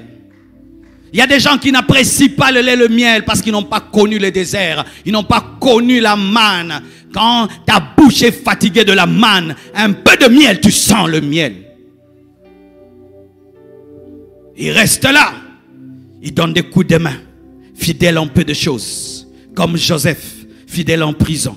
Fidèle chez Potiphar. Mais il a des promesses. Il s'appelle Dieu ouvrira. Mais il est là. C'est comme si Dieu l'a oublié.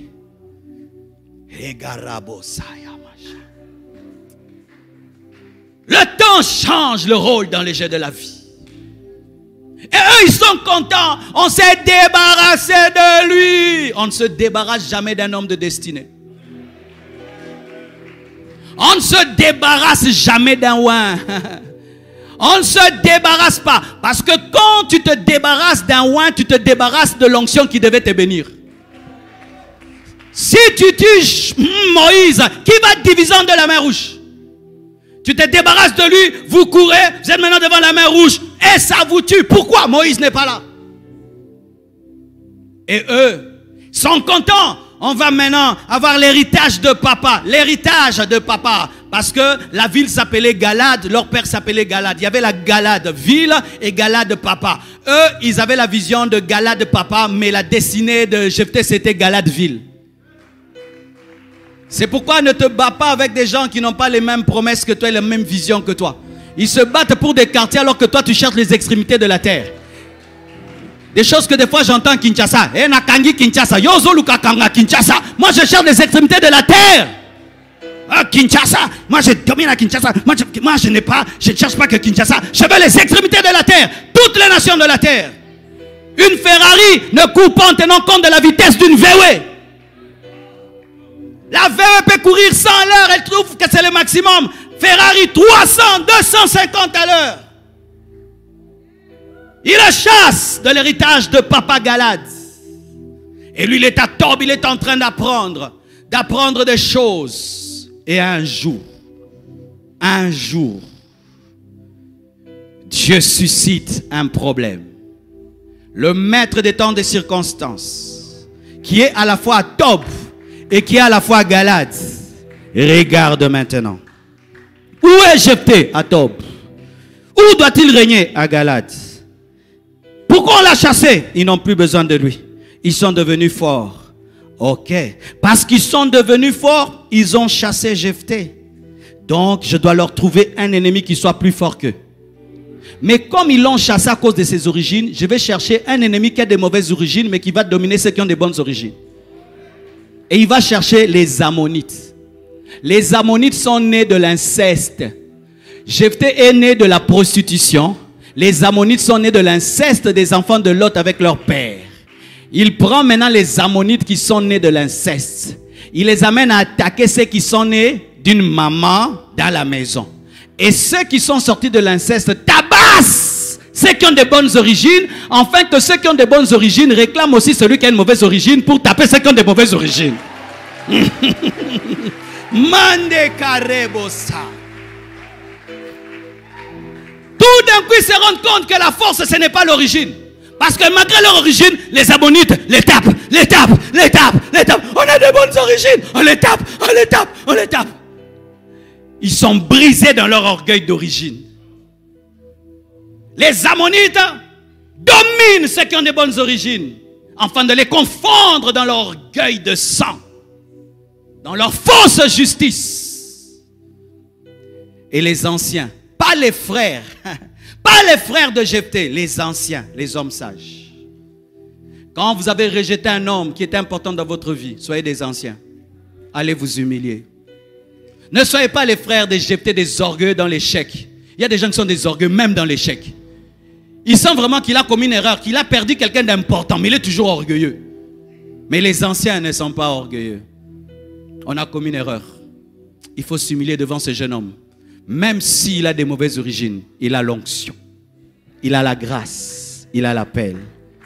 Et ils viennent vers Jephthé. Mais ils trouvent un homme mûr. Un homme sage. Qui ne se bat plus comme avant. Pour le plaisir de montrer sa force. Il pose des conditions. Ça prouve qu'il avait grandi. Il a dit, mais vous m'avez chassé quand vous êtes devenu fort. Et maintenant vous avez besoin de moi. Et ils disent, viens te battre pour nous. Même si tu as des mauvaises origines, nous savons que tu as la grâce de Dieu. Frère, lorsque tu commets une erreur et que Dieu te brise, reconnais que tu as commis une erreur. Mais aussi, lorsque tu passes par des moments difficiles, tu dois devenir plus sage et plus intelligent. Un homme qui souffre sans apprendre et sans mûrir a souffert pour rien. C'est pourquoi il ne faut pas souffrir, passer par l'épreuve et tu ne fais que pleurer. Pendant que tu pleures, apprends. Parce que si tu ne fais que tu ne fais que pleurer, tu ne vas pas voir ce que Dieu écrit. Tu ne vas pas voir la leçon de Dieu parce que tu pleures tellement que tu n'apprends pas. Et Jephthé avait compris que désormais pour se battre, il faut un contrat. Contrat! Tu travailles chez quelqu'un, après il te chasse. Tu travailles, il te chasse. Maintenant, contrat. Tu es engagé pour 4 ans. Écrivez 4 ans. Oh, travail d'abord. Non. Signez. Signez. J'ai fait ça toute ma jeunesse. Là, j'ai des enfants. Signez. Tu es devenu sage. On te présente un contrat, tu ne signes plus rapidement. Tu commences à lire, même les petits mots.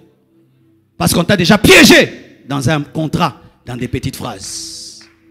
Un homme qui souffre, qui ne devient pas sage, a souffert pour rien.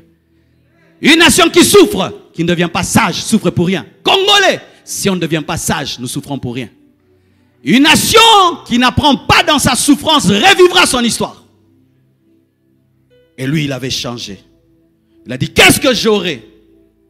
Et il dit, si je vous donne la victoire, je serai votre chef. Et si tu es le chef des anciens, tu es le chef de tes frères. Il n'a plus, oh gloire à Jésus. Lorsqu'il est allé à Tob, sa vision a grandi. Il ne cherchait plus l'héritage de papa Galade. Il recherchait devenir roi, juge de tout Galadeville. Il a quitté la maison du père, il a opéré dans la région de Galade.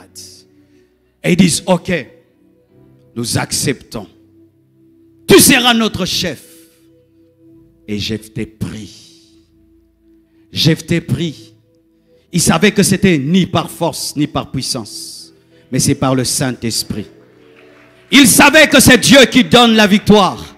C'était un homme brisé qui disait, vous allez voir, je suis fort. Il est allé auprès de Dieu. Lorsque tu vas à Tob, Dieu te brise. Dieu te façonne pour que tu deviennes un leader humble, un leader spirituel qui ne compte pas sur son intelligence et sa force, mais qui compte sur Dieu. Il prie et il fait un vœu. Il prie et il fait un vœu. Il entre dans une dimension supérieure. Il fait un vœu. Et il dit, Dieu, si tu me donnes la victoire, je te promets de te donner la première chose qui viendra vers moi quand je reviendrai de la guerre. Et Dieu a retenu sa parole. La Bible dit, l'Esprit de Dieu fut sur Jephthé. Le Saint-Esprit sera sur toi pour changer le rôle dans le jeu de la vie. L'onction de Dieu va venir sur toi et Dieu va t'élever. Frère, il y a l'onction de l'élévation. L'onction du succès, ça arrive. Tout ce que David faisait prospérer, l'onction du succès. Tout ce que Joseph touchait prospérer, l'onction du succès. Tu n'as pas besoin de fétiche, tu as besoin du Saint-Esprit. Tu n'as pas besoin de maraboutage pour réussir, tu as besoin du Saint-Esprit. Et la Bible dit, le Saint-Esprit vint sur Jephthé. On voyait un homme, un guerrier avec une épée, mais il y avait une puissance surnaturelle derrière son épée. On regarde, c'est un professeur d'université, mais il y a une puissance surnaturelle derrière le professeur d'université. On regarde un homme d'affaires, mais lui, ses affaires, il y a une puissance surnaturelle. Si eux, ils ont des fétiches et des pungs sous la table, toi, tu as l'onction.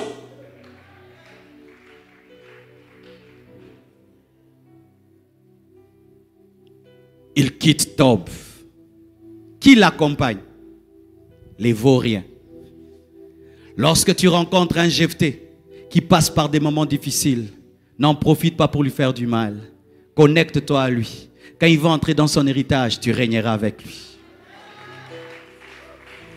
Quand tu vois un homme de Dieu, un oine de Dieu traverser des moments difficiles et tu sais qu'il a Dieu, connecte-toi à lui. Quand Dieu va le restaurer, tu vas manger avec lui. Celui qui souffre avec moi régnera avec moi. Ses frères n'ont pas cru en lui, mais des gens de vauriens ont cru en lui. Certains au milieu de nous, c'est ce que nous voyons. Ta famille ne croit pas en toi. Ton frère ne croit pas en toi. Tes sœurs ne croient pas en toi. Ton père ne croit pas en toi. Ta femme, ton mari. Mais le voisin du quartier, chaque fois qu'il te voit, te dit, toi, tu es un homme de Dieu. C'est un vaurien de Tob. Un ami qui t'aime même plus que ton frère. Une amie qui croit en toi plus qu'en ta propre sœur. Une maman du quartier qui croit en toi plus qu'en ta propre mère. Un oncle qui croit en toi plus qu'en ton propre père. Des gens qui ne te connaissent pas, mais qui te respectent, qui honorent la grâce qui est en toi. Ces personnes mangeront avec toi plus que même les gens qui ont ton sang. Ah oui, toi qui as un frère, qui a une destinée particulière, tu t'investis pas dans ce qu'il est. Des gens qui ne sont même pas de sa famille profiteront de lui plus que toi. Lorsqu'il rentre maintenant, les vauriens l'accompagnent, mais ils ne sont plus des vauriens. Ce sont les amis de Galad. Les amis de Jephthé. Ce sont les généraux. Ce sont les colonels. Ayez l'intelligence des saisons. Ayez la lecture de vos amis. Tu sens que ton ami là, il va devenir Bill Gates. Tu sens que ton ami là, lui, il va devenir Facebook. Imaginez les gens qui étaient avec Marc pour faire Facebook au début. Ils pensaient que c'était un fou, mais d'autres ont pris au sérieux. Il y a quelque chose ici. Ils ont investi, ils sont des milliardaires aujourd'hui. Ayez la vision de l'aigle pour percer la destinée de vos amis, pour comprendre que cet ami est différent. Il ira loin. J'investis dans ses affaires. Je m'attache à lui. Ce ministère ira loin. Je m'attache. Il ira loin. Je m'attache.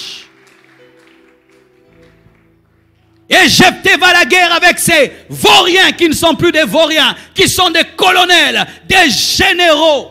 La puissance de Dieu est sur lui pour changer sa destinée. Et la Bible nous dit, il a tabassé Amon à un niveau. Et je ne suis pas entré dans la médiation qu'il a eu avec le roi d'Amon. Vous allez imaginer qu'il avait un niveau de sagesse et de diplomatie très élevé. Parce que Jephthé au départ ne voulait pas faire la guerre. Il voulait que tout s'arrête avec les paroles. C'est-à-dire qu'il avait grandi. Il était devenu un diplomate à Tob. C'était l'école de la diplomatie, du leadership. Les gens pensaient qu'il avait disparu alors qu'il était à l'école de Dieu.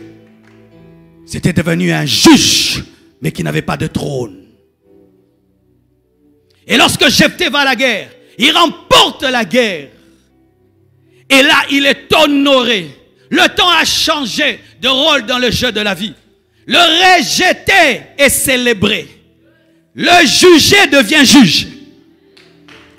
Le jugé devient juge. L'abandonné est honoré. C'est pourquoi dans la vie, le problème ce n'est pas qu'on te jette. Ou pourquoi on t'a jeté, mais où es-tu tombé quand on t'a jeté? Si tu tombes sur un tremplin, tu bondiras. Et Dieu est celui sur qui tu dois toujours tomber lorsqu'on te rejette. Tes amis t'abandonnent, tombe sur Jésus. Les gens te rejettent, tombe sur Tob. Tob, la bonté et la grâce. Ils l'ont jeté mon soir, ils l'ont fait tomber sur un tremplin. Et il est revenu plus fort. Des hommes voulaient enterrer un soldat. Ils l'ont jeté et il est tombé sur les ossements d'Élysée. Et il est ressuscité. Le problème, ce n'est pas où on te jette, mais tu tombes où quand on t'a jeté.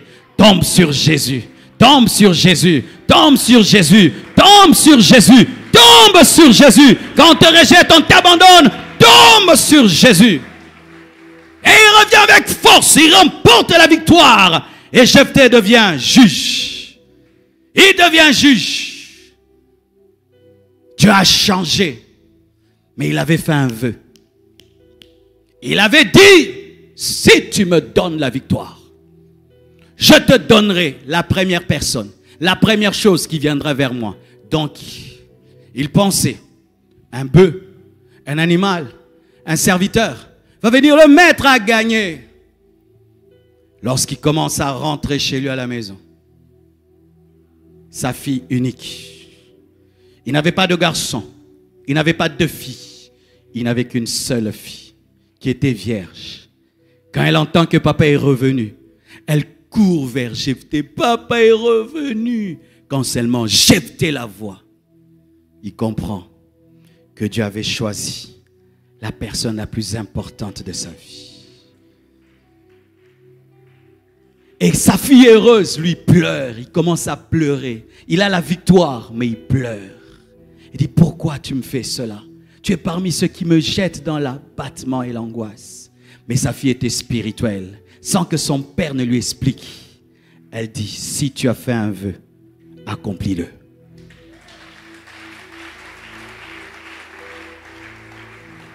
Si tu as fait un vœu, papa, accomplis-le. Si tu m'as donné un holocauste à Dieu, offre-moi. Parce que le Dieu que tu as prié est un Dieu vivant. J'aimerais vous dire une chose, mes frères. Les gens parlent d'élévation de succès, il y a le prix à payer. Si les personnes élevées ne disent pas tout, quand Dieu va vous élever, vous serez surpris. Lorsqu'il va vous demander votre seule fille. La seule fille, c'est quoi? Toute ta vie. Toute ta vie, frère. Tu veux que Dieu t'élève, il te prendra toute ta vie. Parce que s'il ne te prend pas toute ta vie, tu vas devenir Dieu pour toi-même. Dieu ne supporte pas de concurrents. Et sa fille vient. Et elle dit, donne-moi le temps de pleurer sur ma virginité. Et tu m'offriras à Dieu. Elle est allée avec ses amis. Elle a pleuré sur sa virginité. Elle a pleuré. Pleure mais donne. Pleure mais obéis. Quand tu fais un vœu à Dieu, même si ça te fait mal, pleure mais obéis. Tu pleures sur Isaac, mais tu offres Isaac. Dieu, en donnant Jésus, a pleuré, mais il a donné. Jésus a pleuré, mais il s'est donné. Père, tu m'as promis au monde, non point ma volonté, mais que ta volonté soit faite. Beaucoup, quand ils ne sont pas grands et passent par des moments difficiles, la tobe, ils promettent des choses à Dieu. Seigneur, si tu me bénis, je vais ouvrir une école, je vais faire un hôpital, un orphelinat. Si tu me bénis, je vais prendre soin des pauvres. Si tu me bénis, je te servirai. Si tu me bénis, je vais construire l'église. Si tu me bénis, je ferai ceci. Mais une fois qu'ils ont la victoire et ils rentrent chez eux, Dieu n'a pas pris l'animal, Dieu n'a pas pris un esclave. Dieu va prendre la chose que tu aimes la plus. La seule chose, ton unique. Parce que Dieu aussi donne des choses qui lui sont uniques.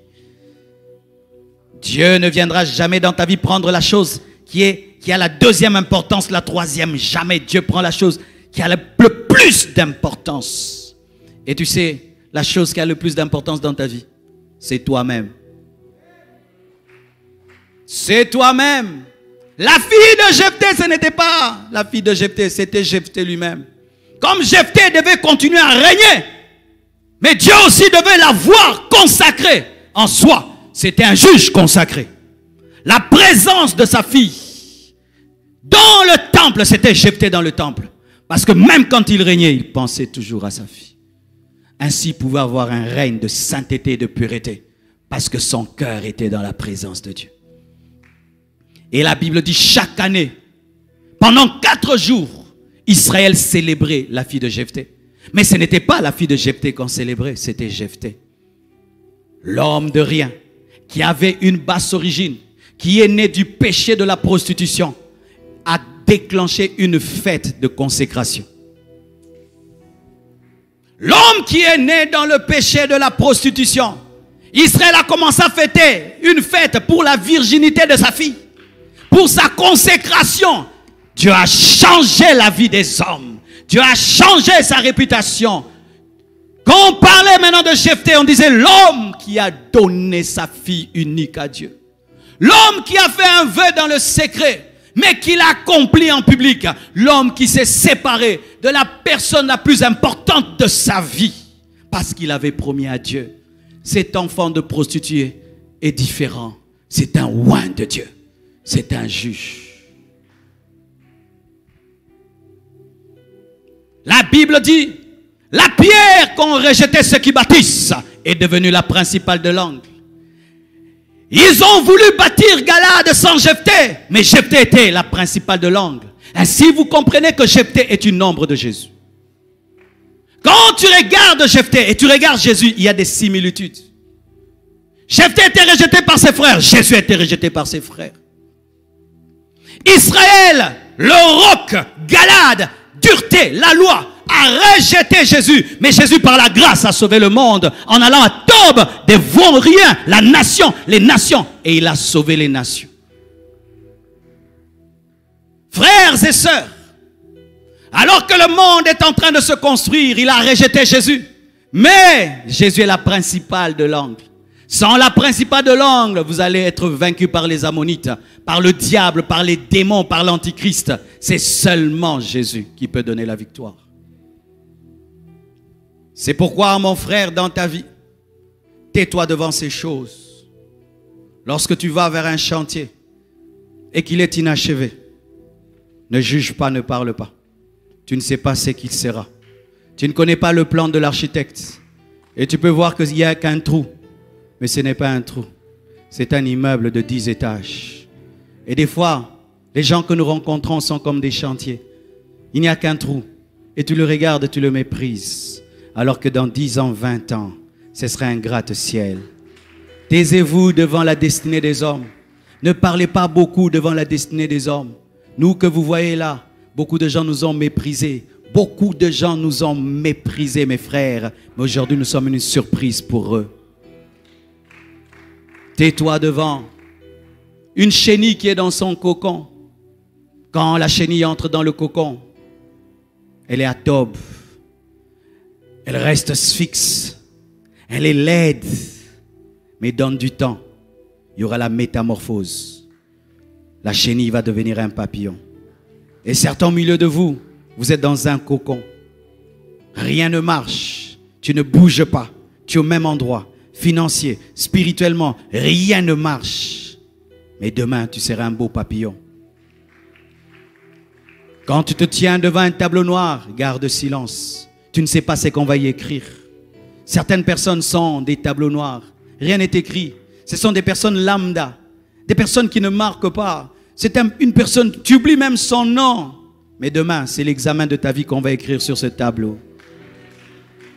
Dieu fera dans sa vie des choses où tu dois aller prier pour dire Dieu, est-ce que c'est toi ou c'est pas toi?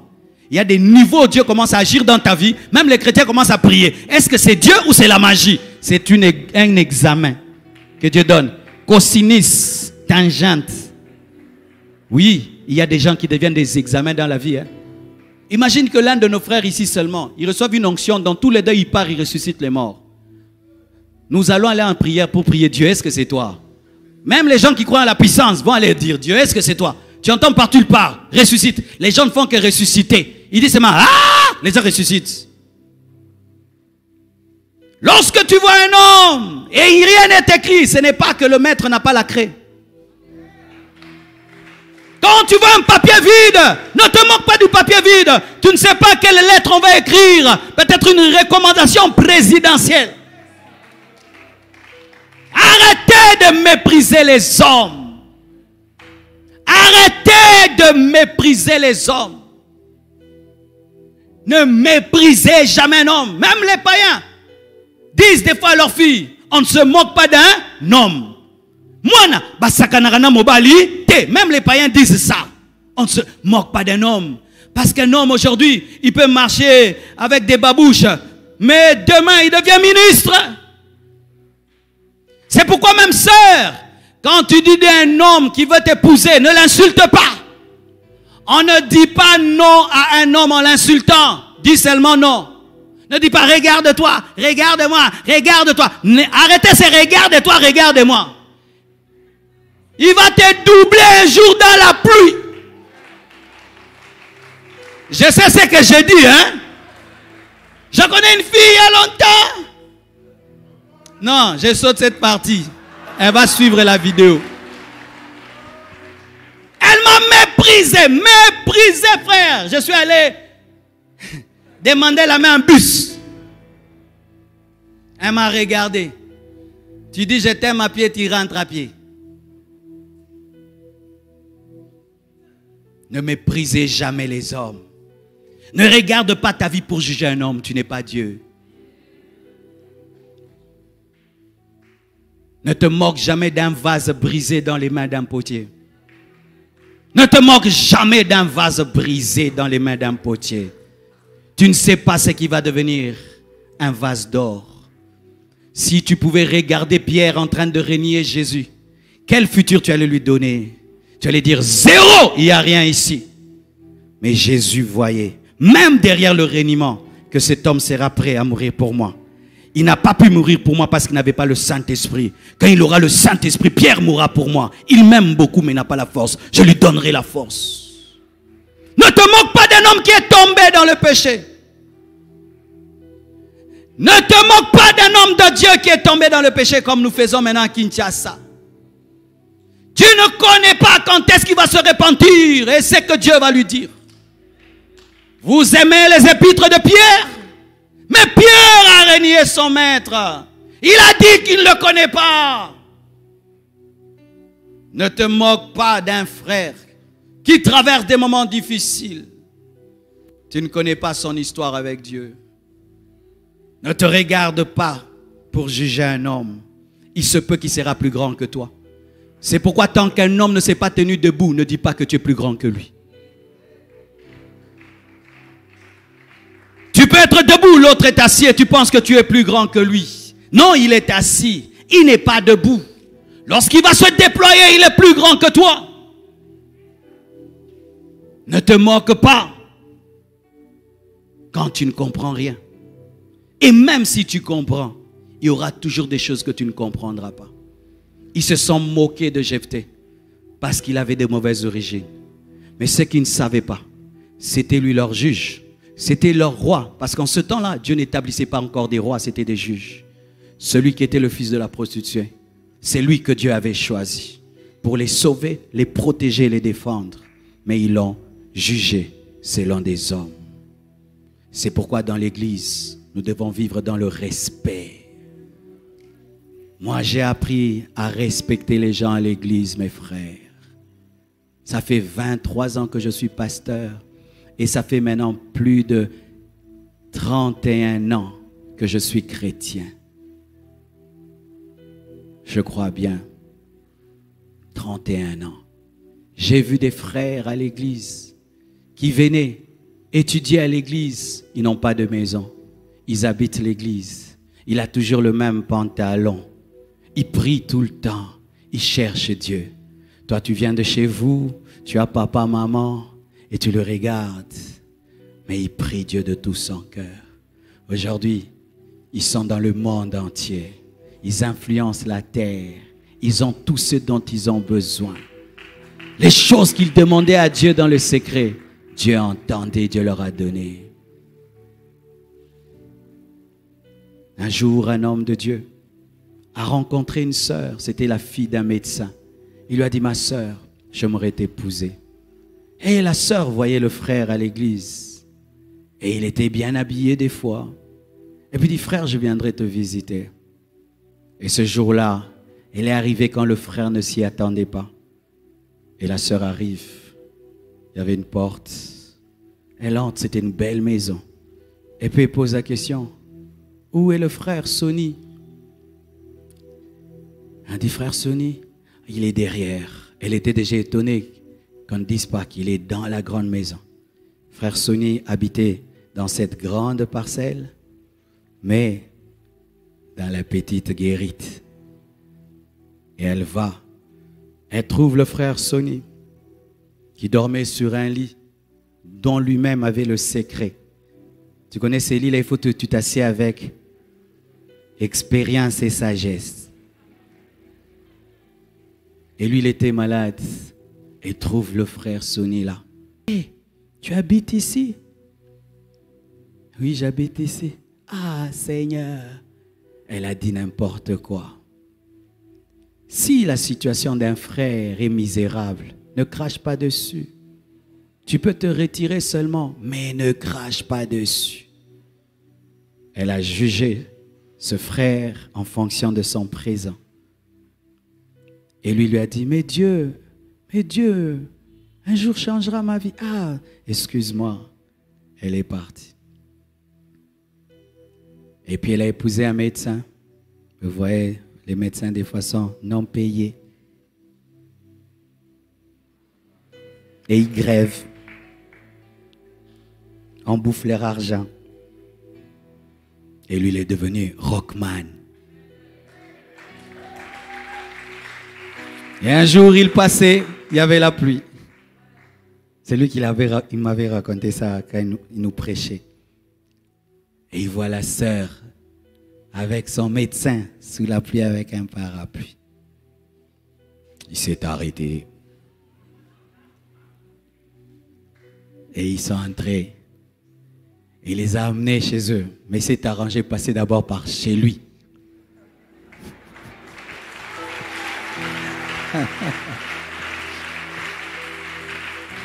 Pour qu'il puisse sécher. Et le monsieur était loin. Et la fille est venue et lui a dit, je comprends le verset qui dit que tu perdras par ta faute ton propre héritage. Elle a dit ça. C'est pas que j'encourage les frères, t'as rien, tu cherches une femme. Non, ne changez pas mon message. Ne changez pas. Lui, il avait un ministère déjà. C'est pas que t'as rien là et puis tu veux, non. Il avait déjà un ministère, mais il était au début. Au début du ministère, mes frères, je transportais les bancs. J'achetais les bancs à Montbéliard, dans la boue. J'allais au marché acheter une chaise en plastique. J'habitais des maisons dans lesquelles il pleuvait, dans lesquelles il y avait des gros rats. Je restais devant un arrêt de bus jusqu'à 23 heures pour trouver un taxi où nous serons à deux devant. Certains, en voyant ça, m'ont méprisé, mais d'autres ont vu qui je serais. Ne vous moquez jamais d'un homme. Jamais d'un homme. Parce que là où tu es, pour toi, c'est le top. Mais l'autre va commencer là où il est ton top et va dépasser ça. Chaque homme est un point d'interrogation. Chaque homme est un mystère. Et quand tu sais ça, tu respectes les hommes. Dans ce pays, il y avait les mouvanciers. Il n'y a plus les mouvanciers. Il y avait les rôles changent. Les rôles changent. Même vous qui avez le pouvoir, soyez humbles. Que tout le monde soit humble. Que Dieu vous bénisse.